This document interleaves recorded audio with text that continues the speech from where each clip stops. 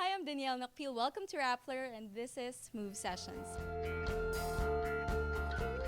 This is our second Move Sessions. We held our first Move Sessions in Iloilo where we featured four Ilonggo bands. And today we are featuring KontraGaPi and they will be performing three songs for us. For those who don't know them, KontraGaPi or Contemporaryong Gamelan Pilipino is the resident ethnic music and dance ensemble of the College of Arts and Letters of the University of the Philippines Diliman and the Commission on Human Rights. The group was founded by art studies professor Sir Edro Abraham in August 1989. So we have with us here KontraGaPi's founder, Sir Edro Abraham, and their head percussionist, Kevin. So Kevin, can you please introduce to us your band members? So first we'll start on that side. On the leftmost instrument is Carol.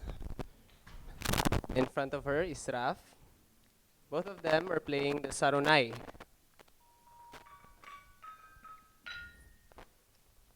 To the back is Kim, and she's playing the agong. Here towards the center is Jack. She's playing the kulintang. And Alvin here is playing the tamlang, akulintang. To the rightmost is Ella. She's playing the gabbang. And Maria beside her is playing the gandingan na tamlang. Hi, so Kevin, I have this question. No? So what is KontraGaPi and what kind of music do you perform? Okay. First, KontraGaPi.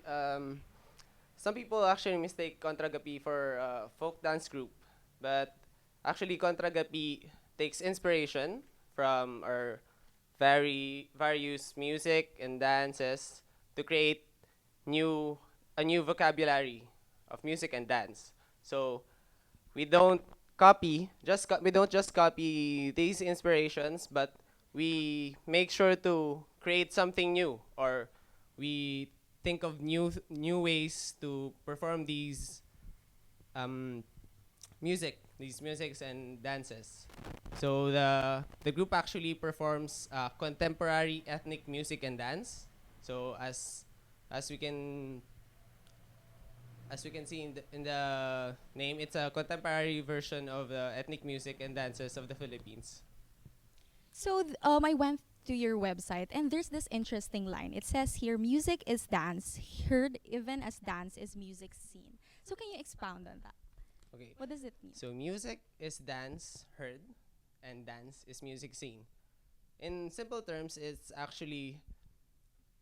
sort of means that music and dance, they're the same face. They have this different faces of a single entity. So music, if you play music, there's always an equivalent dance to it. So music is sort of a doppelganger of dance, as is dance with music. So I have this question naman for you, Sir Edru. KontraGaPi has been here since 1989. So can you tell us about how this group started and how it grew throughout the years?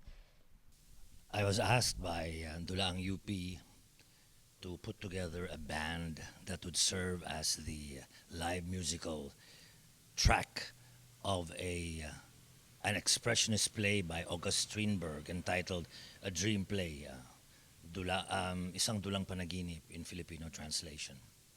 It received very good reviews from most everyone who saw it, and so I asked the members, who were at that time ad hoc, if they wanted to continue on with the project, and they said yes. And one thing led to another, and this thing occurred around the middle of 1989.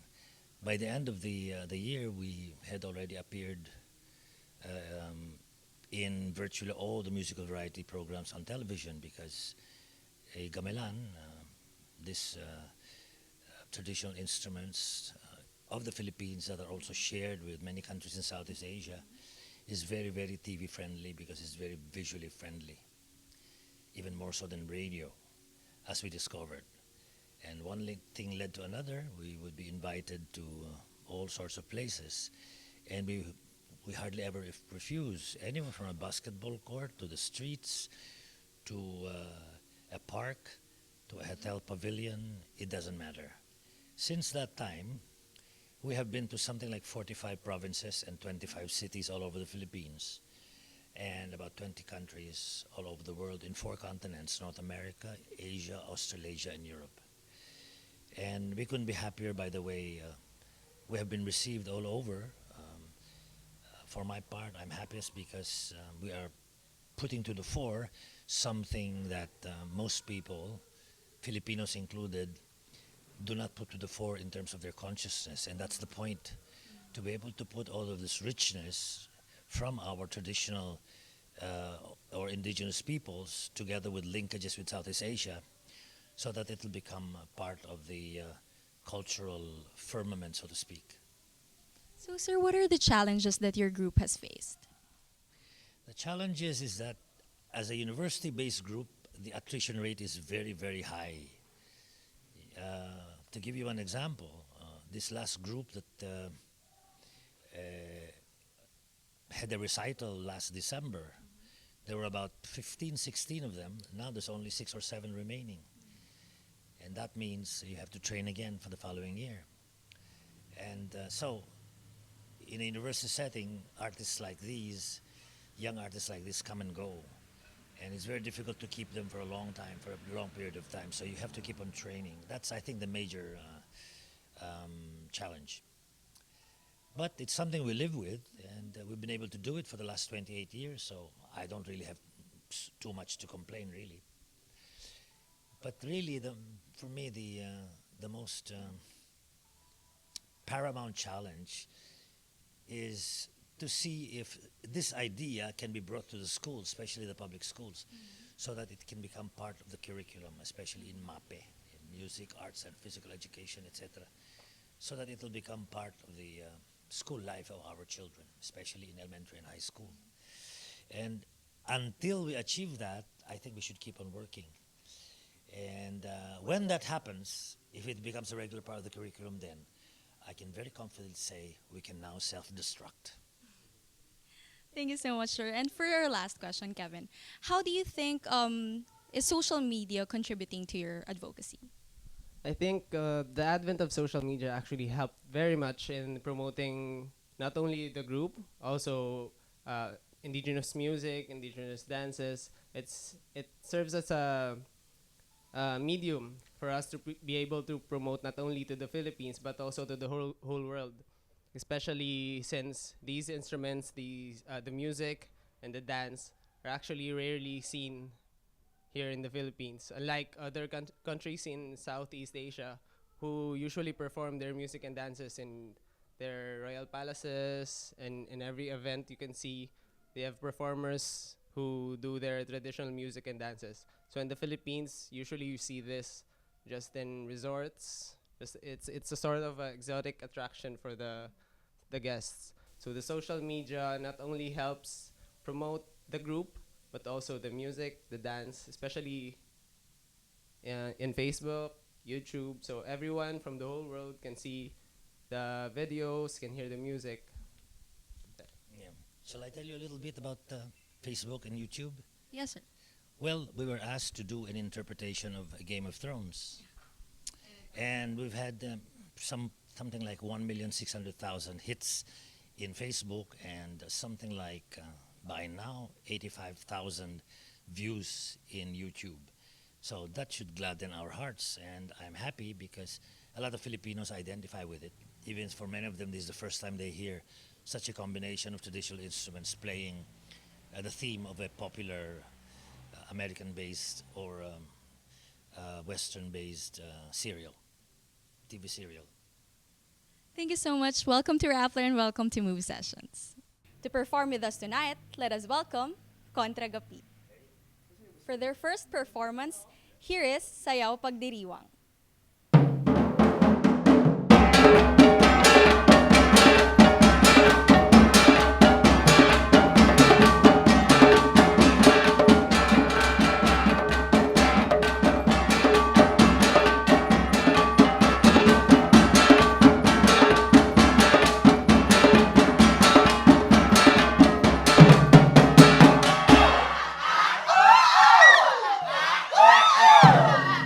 Hey!